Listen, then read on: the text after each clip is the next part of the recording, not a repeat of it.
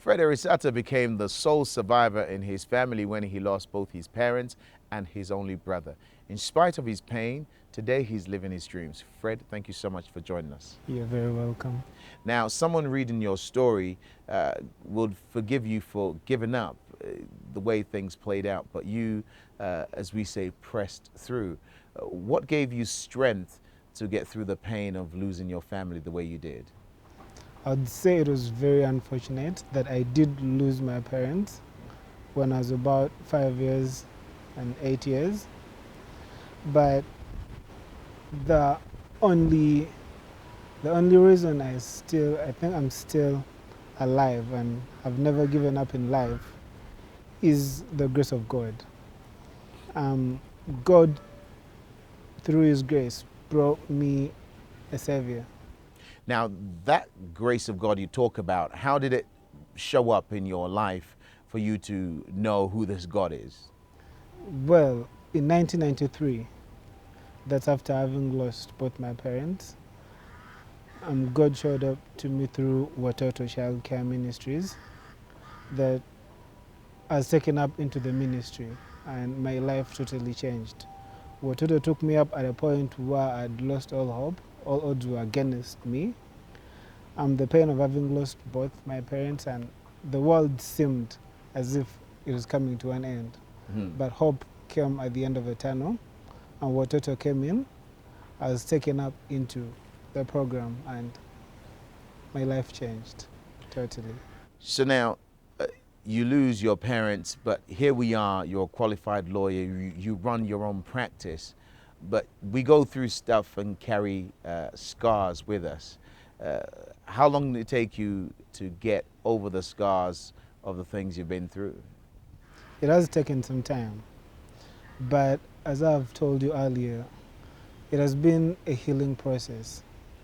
I've had to go through a lot of life-changing experiences. When Watoto took me in 1996, I had a very great opportunity to travel with the Watoto Children's Choir, and that was the very first choir to travel to the UK and the United States of America. As a child, that was a very wonderful experience, to experience the world outside me. It opened my eyes to the world that was outside Kampala or Uganda in general.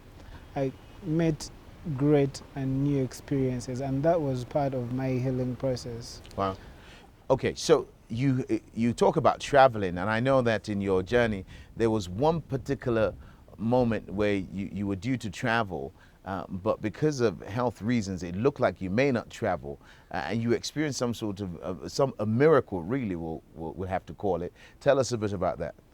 In 1996, as I was growing up, that's before 1996, I was asthmatic.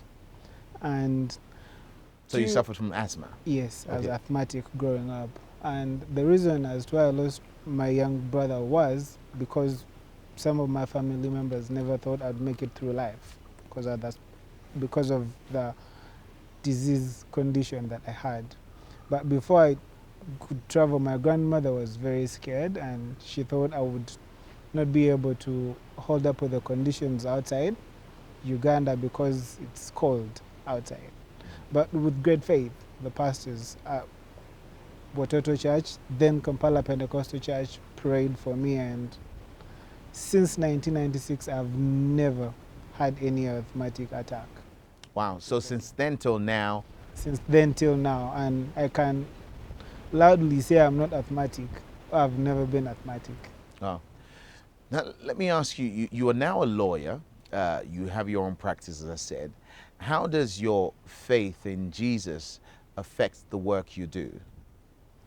Well, the family that has raised me up, I've been raised in a family that believes in raising the next generation of Ugandan leaders by pursuing excellency in both moral and in academics, moral and practical skills, so that each one of us becomes a responsible Christian and a productive citizen of this country. That's the sort of faith I've been brought up in.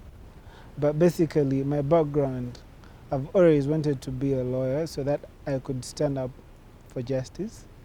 I could stand up against injustice and corruption and it is that sort of background that motivates my practice. Now, you say that, and it sounds great. Stand up for justice, stand up against corruption. That means you're going to have some battles on your hand. Have you had some of those, and how have you fared in them? Um, I have literally experienced some of them, but it is up to the way you take it to either choose to stand up, or if you do not choose to stand up, you're consumed by the community you live in. So it is, when we say we're going to stand up against corruption and injustice, it's not standing up eventually upscale, but it is a process.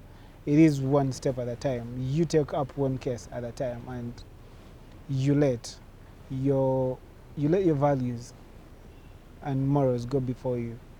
But whatever I believe in, you have to stand and believe for what is right. Thank you so much for joining us on Turning Point. You're very welcome.